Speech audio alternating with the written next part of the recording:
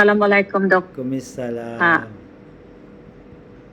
Pwede ano po, yung sa PDF natin dito. Kasi bago lang din ako napasok, kaya gusto ko rin po makuha pa na konting kaalaman. Okay, yes. Like we have, like we did last meeting, yung slides natin ay pinadala, no?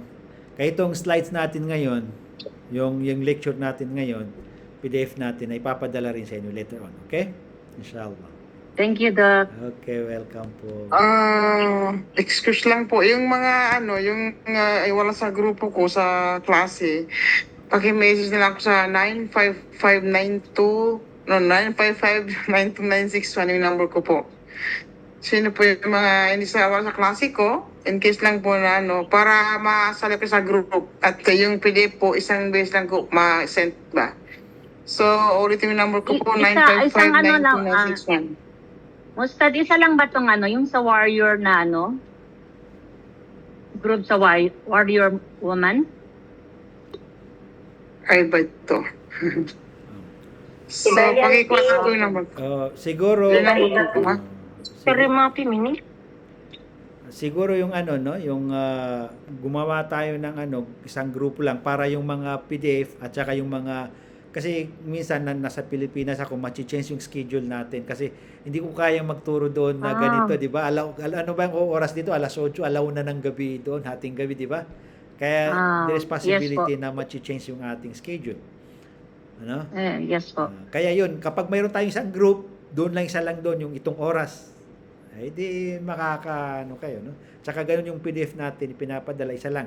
Kasi yung moderator natin, si Ustad Nur, mahirapan siya na i-send sa, lalo na kung dadami tayo. Kasi may mga kapatid tayo na they are planning to join us from Saudi, Qatar, and other countries. So, it will be very, parang burdensome na ipapadala mo sa hundreds yung PDF natin. Pwede ba rin ba mag-invite kahit nasa Malaysia o sa Sabah, Malaysia? Okay. Okay. Pwede po. Ganito, para sa kaalaman ng lahat, kasi we are planning na, yun nga, i-upload natin sa YouTube, no, yung mga lecture natin. Kasi kung ma-absent man yung iba kasi hindi tumama sa kanyang schedule na day off o kaya mayroon siyang busy, pwede naman siya na doon niya tingnan sa YouTube. Then, mag-join na lang sa mga oras na available siya. Then, kung may tanong siya doon sa napanood niya sa YouTube na lecture natin, itanong lang. Especially kapag dumating na yung oras na ganito, question and answer portion natin. Okay po, thank you po. Okay, welcome. May reward kayo inshallah kapag nakaimbita kayo.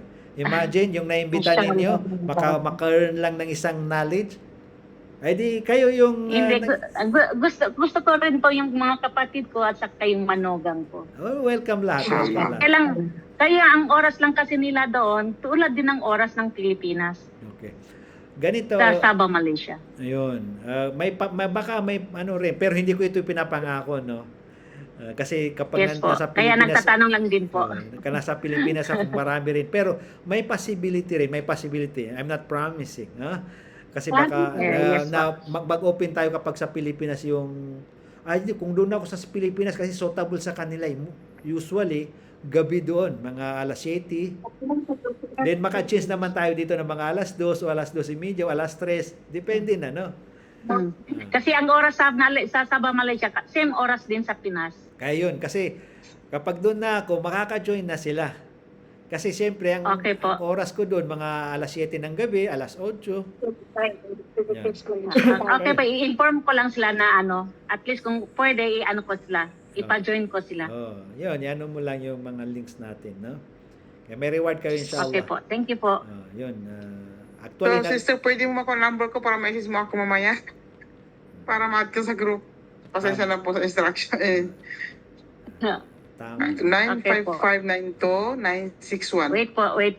9952. No, 955 po. 955 955 961. 961. 961. Thank you po.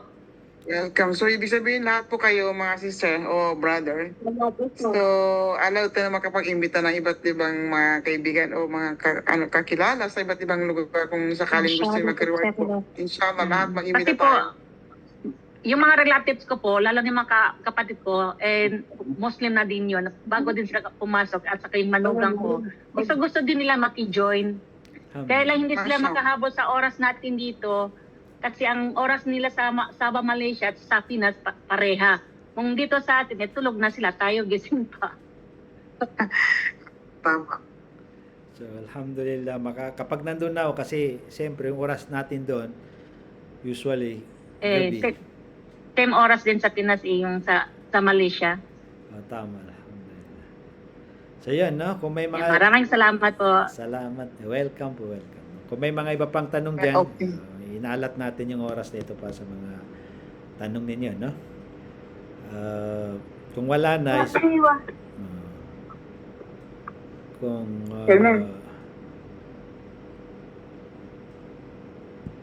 so may ano ba tayo? May mga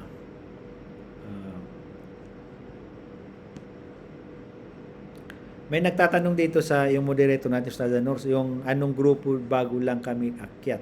I mean, baka Anyway, ano yung group? May tanong. Okay, yun nga po pa, kumaga, pakikuha lang yung number ko, mas madali sa atin para mag-message kayo sa akin Ustad Anor, at magawa ko ng group. Ustad Yes. Anor, yung sa chat, pag yung chat mo, diyan mo yan, kasi may mga nagtanong niya chat na pahingin ulit ng number. Ibig sabihin, i-ano mo na lang sa chat yung number mo. Okay. Para yung Yes, sagot. yes. Nandyan, no? Yung kapatid na nagtanong, nandyan pala, no? Na ano mo sa chat. Yan, no? Oh. Country code po. Country code natin yung 95, di ba? 95. May WhatsApp doon. 965. 965 ang country code natin. 965. O, tama. Wait lang. Sa next, kasi may nagtanong na baka may ano natin sa next, paaring maging Saturday yan. Kasi may yung ibang mga kapatid natin ay may ano sa Sunday. No? Ma'am, Kaya maaring ano tayo sa sa next Saturday. Lahada Islamic class. Yung oras pa dito po sa Kuwait at sa Turkey, ilan minuto po ang abante ng Kuwait sa Turkey po? Mga ilang, hindi ko pa maano, no? Pero I think, Okay kayo. Kasi, What time today niya? What time alhin in Turkish? hindi ko pa nga, kasi, Parehas lang po ng oras yung Turkey tsaka Kuwait. okay po. Kasi baka sa next lecture natin po, nandoon na ako. Pero bit-bit ko pa rin itong mga ano natin. Inshallah. okay na? Okay So, na po. Thank you po. Maraming salamat may sa there's a lahat. question from Sister Jenny. So, Ustad, is it possible for some interpretation within the fiqh to be considered in default? Yeah, possible, but who will be the one who is, ano ba yun? Has the authority to May number mo na ko declare kay sister mo. that some interpretation is in default. Yung mga scholars natin. Kaya nga, kung wala tayo doon sa darajatul ijtihad, yung level ng mujtahid, we do not have that authority na i-declare natin na ang interpretasyon ng isang alim, isang faqih, o isang imam ay in default. Is default, no? Kasi magkakagulo naman na bawat isa, i-default niya yung magkaroon ng judgment at mali yung interpretation ng isang although as a general rule may possibility ba na yung mga ibang mga ruling ay may kamalian? Possible yan.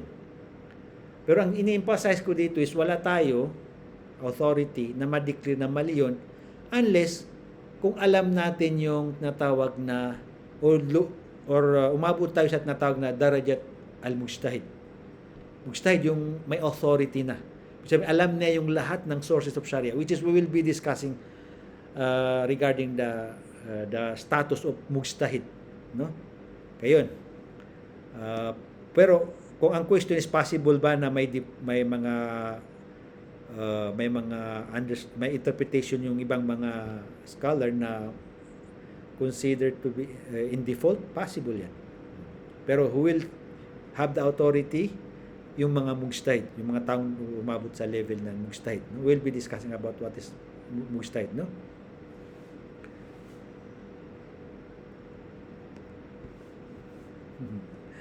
Because it's considered misleading, no? Ganito, no?